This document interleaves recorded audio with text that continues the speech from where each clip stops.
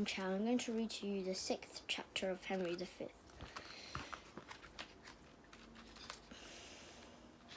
And so the English advanced to Agincourt and set up camp facing the French on a plain between two woods. When the French saw the size of the English army, they whistled and jeered, beating their swords against their shields to make a great clamour.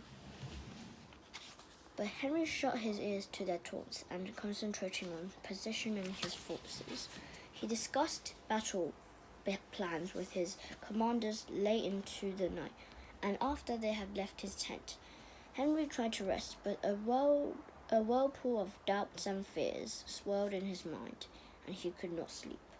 Hoping to calm himself, he put on a hooded cloak and went walking through the camp. Men lay asleep, huddled around fires. The air was filled with the sound of snores, or voices shouting out in terror through nightmares.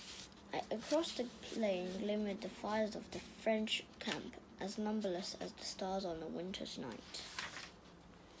Henry was so deep in thought that he didn't notice a sentry on guard beside one campfire, until he almost walked onto the point of the man's spear.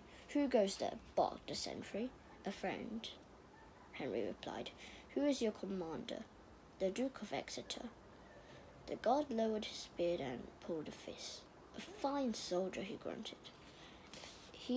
If he were leading the army instead of the king, we wouldn't be in this mess. I bet young Harry wishes he was back in London, tucked up safely in bed. "The king wishes himself nowhere but here," said Henry. The guard turned his head to spit into the fire. Light from the flames played across his broken nose and the long scar on his left cheek. "Kings," he growled. "Or they do the arguing, but it's the likes of you and me who do the fighting and the dying.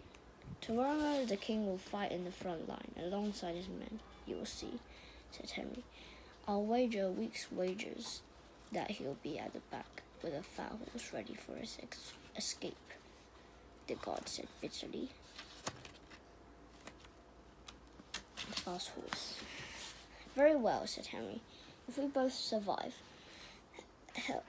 find me when the battle's over and we'll see who was right." "What's your name?" "Michael Williams," said the guard. "What's yours?" "Harry Leroy," Henry said with a smile. He passed on and disappeared into the dark. And that's the 6th chapter of Henry V. Bye.